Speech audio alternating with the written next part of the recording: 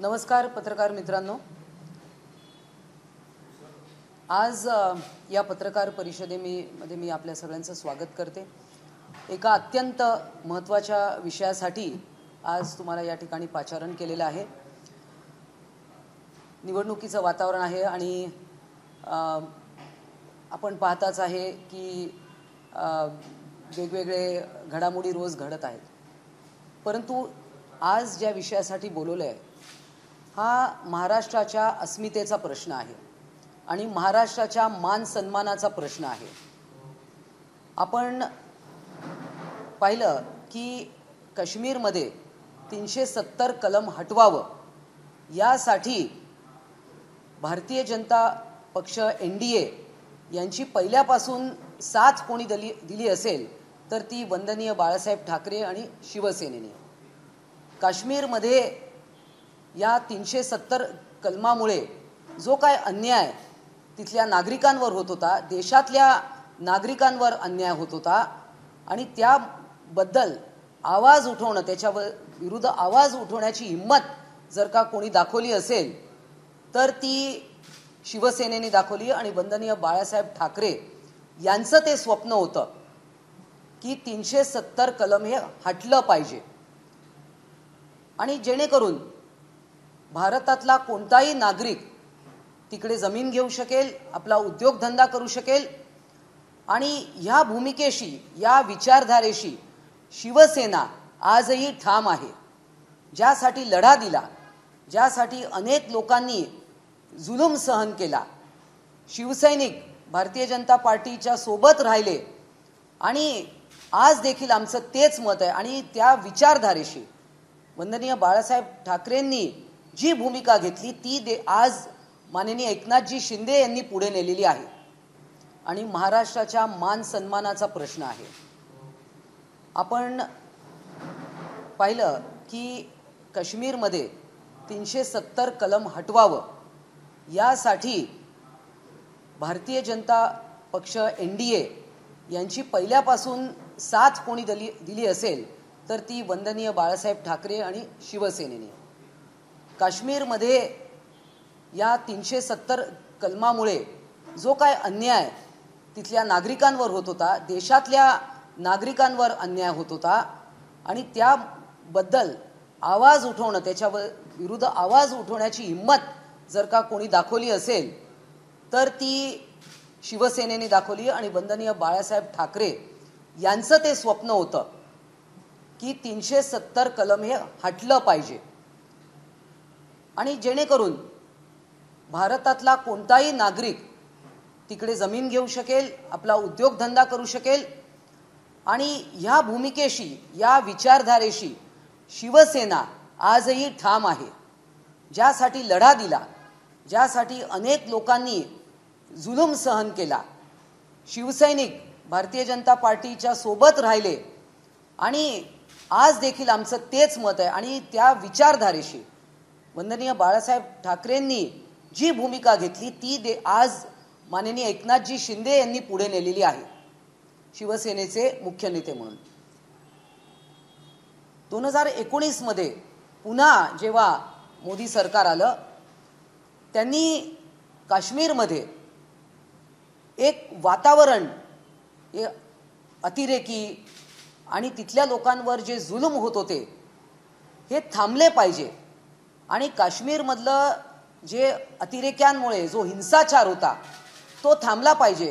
काश्मीरमधल्या लोकांनी त्यांचं जीवन सामान्य इतर देशातल्या लोकांसारखं असलं पाहिजे यासाठी अथक प्रयत्न केले आणि सर्वानुमते एकमताने तेव्हा लोकसभेमध्ये 370 कलम हटलं पाहिजे ही भूमिका घेतली आणि आपण पाहतो की जम्मू काश्मीरमध्ये 370 कलम हटलं। त्यावेळी अनेक विरोधी पक्षाच्या लोकांनी, काँग्रेस असेल, तिकडे काश्मीरमधले विविध जे काही पक्ष होते या सगळ्यांनी खूप कांगावा केला की अराजक होईल, भीती दाखवली देशातल्या लोकांना की हे तुम्ही चुकीचं करताय आणि यामुळे तिथल्या लोकांवर अन्याय होईल, अराजक माजेल, हिंसाचार होईल। पण सुदैवाने असं काही झालं नाही. आपण पाहतोय की काश्मीरमध्ये आज वातावरण जवळजवळ सामान्य होत आलेलं आहे आणि अतिरेकी या ज्या कारवाया आहेत त्या देखील कमी झालेल्या आपण पाहतोय. आणि याच विचारधारेला अनुसरून महाराष्ट्र शासनाने 2.5 एकर जागा विनंती केली तिथल्या लेफ्टनंट जनरलला की आम्हाला महाराष्ट्र सदनाची निर्मिती जम्मू काश्मीरमध्ये करायची आहे आणि बजेटमध्ये महाराष्ट्र सरकारने त्यासाठी प्रोव्हिजन करून लेफ्टनंट गव्हर्नरला पत्र लिहून तिथे महाराष्ट्र सरकारने महाराष्ट्र सदन बांधावं. महाराष्ट्र सदन कशासाठी? आपल्याला माहिती आहे की जम्मू काश्मीर हे एक टुरिस्ट स्टेट म्हणून ओळखलं जातं. जगातले तर लोक येतातच, परंतु पृथ्वी तलावरचं एक स्वर्ग म्हणून लोक त्याच्याकडे पाहतात आणि महाराष्ट्रातले पर्यटक मोठ्या प्रमाणात तिकडे जातात. अमरनाथ यात्रेसाठी देशभरातून महाराष्ट्रातून मोठ्या प्रमाणात यात्री जातात. जेव्हा अमरनाथ यात्रेवर बालंट आलं होतं तेव्हा वंदनीय हिंदुहृदय सम्राटांनी बाळासाहेब ठाकरेंनी कणखर भूमिका घेतली होती की अमरनाथ यात्रा पुढे चालू झाली पाहिजे. त्यामुळे ही विचारधारा ही पुढे घेऊन आज माननीय मुख्यमंत्री एकनाथजी शिंदे यांनी पाऊल पुढे टाकलं आणि सगळ्यांनी त्याचं समर्थन केलेलं आहे. परंतु तिथली काही कपाळकरंटी लोक आहेत त्यांनी याचा विरोध करायला चालू केला आहे. ज्या लोकांनी महाराष्ट्राच्या भूमीत राहिले 3-4 वर्षा बंगल्यावर राहिले, त्यांचे वडील मुख्यमंत्री होते, परंतु त्यांच्या मुलासाठी काश्मीर त्यांना सुरक्षित वाटत नव्हतं म्हणून महाराष्ट्रात ते राहिले, शिकले, किती वर्ष राहिले आणि तेव्हाचे जे मुख्यमंत्री होते त्यांच्या बंगल्यावर महाराष्ट्रात राहिले. का राहिले? तुमच्या मुलाला तुम्ही सुरक्षित ठेवू शकत नव्हतात म्हणून तुम्ही महाराष्ट्राने तुमच्यावर उपकार केले आहेत आणि ते उपकार तुम्ही विसरता. अहो, तुमचा मुलगा उमर अब्दुल्ला,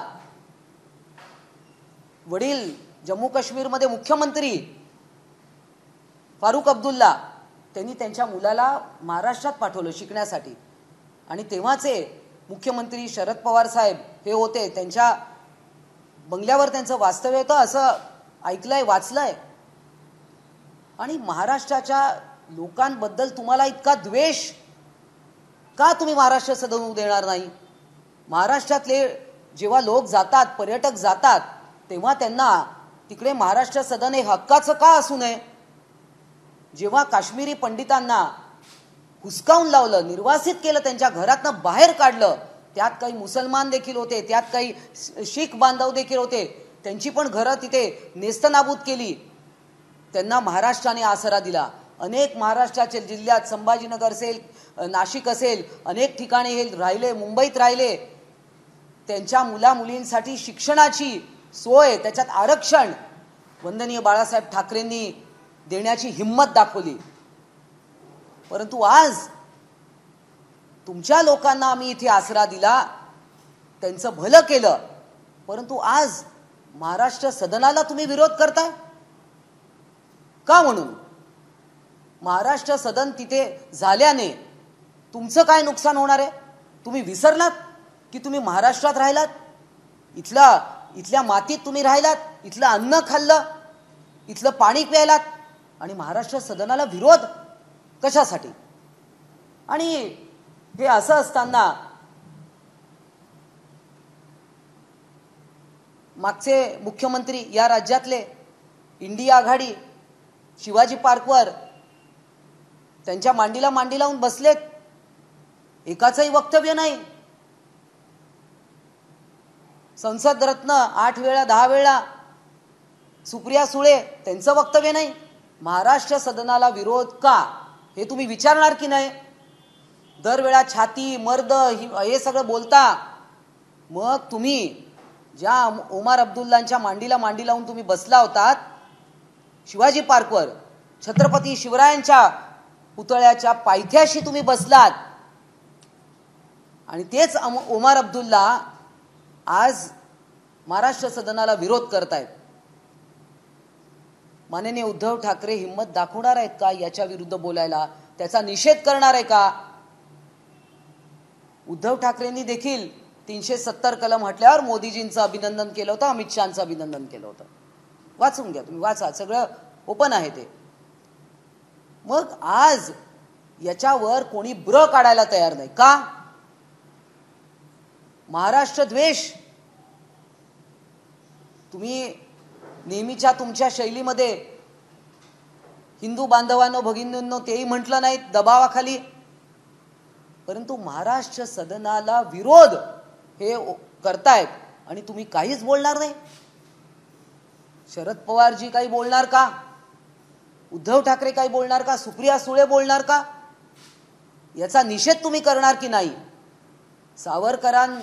स्वातंत्र्यवीर सावरकरांबद्दल वाटेल ती गरळ काँग्रेसवाले ओकतात आणि तुम्ही केवळ म्हणता की हे आम्ही सहन करणार नाही, परंतु तुम्ही त्यांच्याबरोबर बसताय, उठताय, त्यांच्याबरोबर तुम्ही युती केली, तुम्ही निवडणूक लढणार. ह्या गोष्टीचा जाब तुम्हाला जनता या निवडणुकीत विचारणार. हा द्वेष का? महाराष्ट्राबद्दलचा द्वेष का? महाराष्ट्र सदनाला विरोध का? तुमच्या निर्वासित लोक जेव्हा महाराष्ट्रात आली, आम्ही त्यांचं स्वागत केलं, त्यांचं पालन पोषण केलं. त्यामुळे ही जी भूमिका आहे ही अत्यंत निषेधार्ह आहे. परंतु त्यापेक्षा निषेध आहे की इथल्या लोकांची जी लाचारी आहे. तुम्ही खुर्चीसाठी लाचारी, तुम्ही उमर अब्दुल्लांना म्हणणार नाही, तुम्ही त्यांना इशारा देणार नाही की महाराष्ट्र द्वेष का, महाराष्ट्राच्या भूमीत आम्ही तुम्हाला फिरू देणार नाही. आणि होय, जे महाराष्ट्र सदनाला विरोध करतील त्यांना आम्ही महाराष्ट्रात फिरू देणार नाही. तुम्ही म्हणता आम्ही महाराष्ट्र सदन होऊ देणार नाही. आम्ही तुम्हाला आव्हान करतो की महाराष्ट्र सदन माननीय एकनाथजी शिंदे यांच्या नेतृत्वामध्ये तिकडे जम्मू काश्मीरमध्ये स्थापन होणार आणि तुम्ही ते रोखून दाखवा. तुम्ही रोखून दाखवा, तुम्ही कसे रोखून दाखवता हे आम्ही तुम्हाला आज आव्हान करतोय. आणि ज्यांना ज्यांना वाटत असेल त्यांनी याच्यावर आज तोंड उघडावं, बोलावं, याचं उत्तर द्यावं. हे आम्ही खपवून घेणार नाही. आणि उमर अब्दुल्ला, तुम्ही परत महाराष्ट्रात पाय ठेवण्याच्या अगोदर विचार करा. तुमचं स्टेटमेंट तुम्ही परत घ्या. तुम्ही तिकडे मुख्यमंत्री राहिलेला आहेत. त्यामुळे हे असे उद्योग महाराष्ट्राबद्दल चालणार नाहीत. महाराष्ट्र द्वेष आम्ही खपवून घेणार नाही. आणि होय, ही हिम्मत केवळ माननीय एकनाथजी शिंदे दाखवू शकतात. महाराष्ट्र हे पहिलं राज्य आहे की ज्या राज्याने तिकडे जमीन घेतलेली आहे. दुसऱ्या कोणाची 370 कलम हटल्यानंतर महाराष्ट्र राज्य आणि माननीय एकनाथजी शिंदे मुख्यमंत्री म्हणून त्यांनी हिम्मत दाखवली आहे की आज महाराष्ट्र सदनासाठी पहिलं कोण व्यक्ती असेल, पहिले कोण मुख्यमंत्री असेल पूर्ण देशभरात की त्यांनी हिम्मत दाखवली आहे आणि त्यांनी पहिलं पाऊल टाकलंय. आणि एवढंच नाही, आम्ही याच्यावर थांबणार नाही. आम्ही हा जो आमचा वंदनीय बाळासाहेब ठाकरेंचं हे स्वप्न आहे ते पूर्ण झालंय, ते अजूनही पुढचं पाऊल टाकून आम्ही पूर्ण करणार. कारण ज्यावेळी अमरनाथ यात्रेवर गदा होत होती, ज्यावेळी काश्मीरी पंडितांवर अन्याय होत होता, तेव्हा अनेक जण मूग गिळून बसले होते. हेच काँग्रेसवाले होते, लांगुल चालन करणारे. त्यामुळे या लांगुल चालन करणाऱ्यांबरोबर आज उद्धव ठाकरे बसतायत. आज त्या शिवाजी पार्कच्या सभेत 5 मिनिटात तुमची बोलवण झाली तिथे. आणि त्यामुळे महाराष्ट्र सदन हे जम्मू काश्मीरमध्ये होणार आणि ते माननीय एकनाथजी शिंदे यांच्या नेतृत्वातच पुढे येणार. हे आज मी तुम्हाला सांगते. तुम्हाला जे महाराष्ट्र द्वेष करतायत त्यांना आमचा इशारा आहे.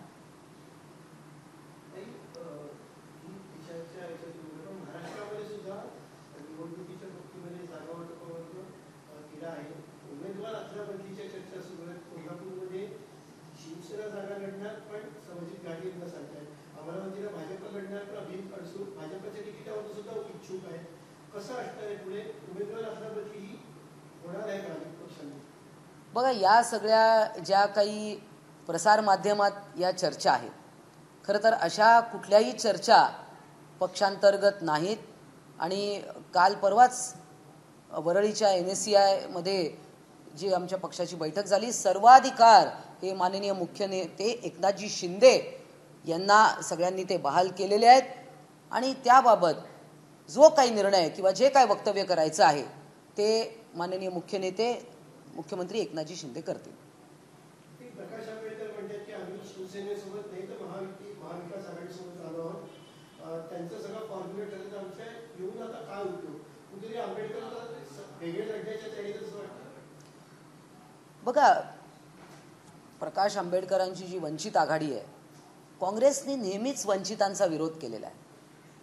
त्यामुळे हे होणं सगळं स्वाभाविकच आहे. आम्ही पहिल्यापासून म्हणत होतो की ही काय जे सगळी जमवाजमवळ हे कडबोळं बनवण्याचा प्रयत्न करतायत.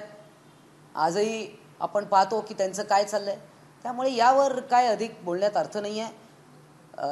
त्यांनी त्यांची भूमिका मांडली आहे आणि लोकांसमोर बोललेले आहेत.